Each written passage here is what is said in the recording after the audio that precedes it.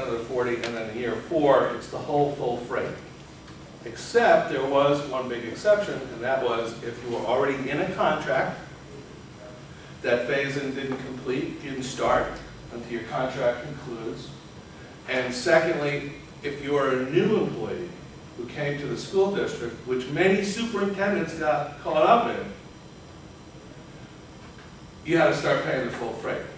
So in other words, you would be paying right out of the chute the 40% of your of that premium because you were new. Now, what does that mean really in dollars and cents? Right now, if you're a family plan member and you're in Direct 10, it's about $1,600 a month is the premium. Okay, so if you're paying 25% of the premium, you're paying about $400 a month when that thing is fully implemented towards your health benefits. Very significant change because what it does for a finance thing is if you look at your line item for health benefits, which is one of the largest line items in the budget, you are either going to have a very stable line for a couple of years, or actually you may see a decrease in the line because you have to offset it with the contribution that's coming from the local employees. Which, for school finance, has some implications because theoretically you should be able to get a pretty good handle on what this number is. Your business administrator should be able to sit down and figure this out and be pretty close as to what the savings is going to be for each year, or what the effect on the line will be for each year, and more specifically, when you factor in the fact that premiums have gone up anywhere from 7 to 25%, you can put that factor in there and then do an algebra lesson to determine if the variable is correct. And you can do an analysis as you go along. Now that has some pretty significant effects because it's going to free money up inside the budget in an area when you're still dealing with this 2%. So theoretically, it's going to create a little bit of a cushion inside the budget. Okay? The other thing it could do, it could have a very positive effect on your negotiations. And what I mean by a positive effect is, I have recommended to my board, do not even bring up health benefits during the course of negotiations, because this is working, we're phasing this in now. So why would we put that on the table? Why would we complicate our negotiations process when this has already happened? So it's taken a whole big thing off the table for us, which is a good thing. It's a good thing for us in our discussion. And of course, last year, at the 37th, at the 23rd hour and 59th minute, when they possibly could sign the law, the governor signed the law that allowed school districts to change the vote on the budget. And it's a whole complicated thing. I'm not going to go into all of that stuff and its effect on school board members and all the other stuff. But most significantly, what it did is it said, if you were inside this cap, you don't have to have an election on your budget. I don't know about you, but this was true. This is what happened to Pat Fletcher. Pat Fletcher, as I said, has been a business administrator before, lived through, in every school district I was ever in, I dealt with a defeated school budget. It's a wrenching process, especially when, all your friends and people who love you up until your budget is defeated, then suddenly turn on you. Including the mayor that has kids or grandchildren in the room, all of a sudden becomes a tyrant, doesn't want to help you, doesn't want to participate in the thing. Anyway, it was April this year. Because of our calendar, the way it came about, our April break was the week prior to the normal school election.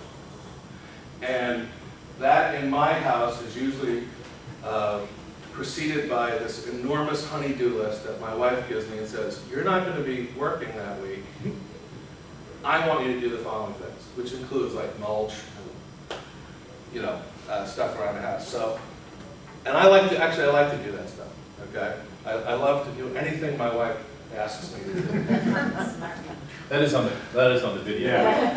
That is on the video. Edit that part. Put it. Send it right there. I love to do anything that my wife asks me to do.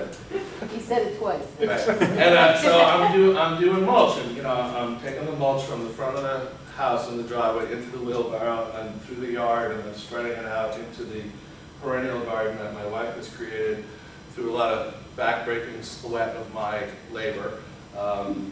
But I'm laying out the mulch, right? And I'm thinking, it dawns on me that for the first time in 28 years, I was not thinking about a school election or the defeat of a school budget. And it was like, oh my God, I finally relaxed. I finally wasn't walking around like a freaking maniac right before a school election.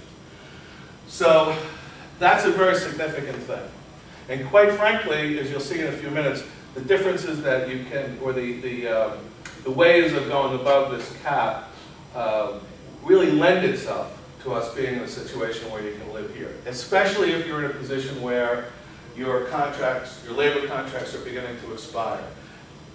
That creates a whole other opportunity for you as you go through the process.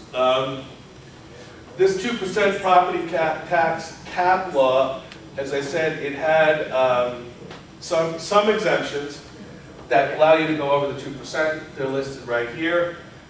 This enrollment growth and emergencies that you have here and the pension liabilities, they really don't provide a huge amount of dollars associated with a cap for you, because our enrollments in Bergen County in particular have been relatively stable. If you were in a district like, you know, down below the Raritan River Bridge where they're getting a large influx of kids and they're opening new developments and stuff like that, that can provide a pretty good number for you. If you had a new debt service come on board, you get a freebie on that. You get a pass on the increase in your debt service that's associated with it.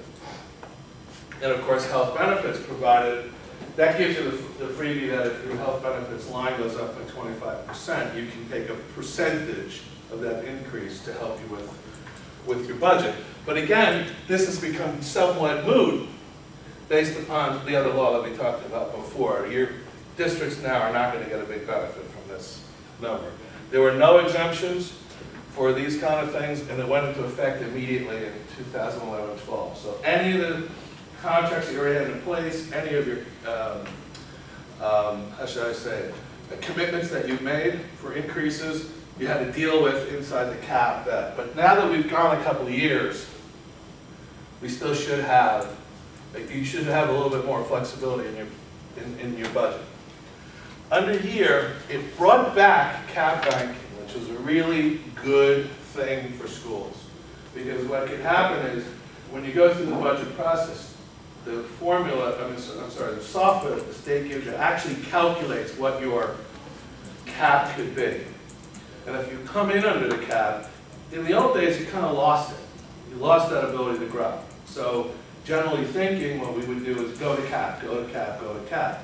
But now you don't really have to do that, because you can put whatever you don't go, if your increase is $200,000 and you only need 100, you can put that 100 aside for a rainy day later on, as long as you use it within 3 years.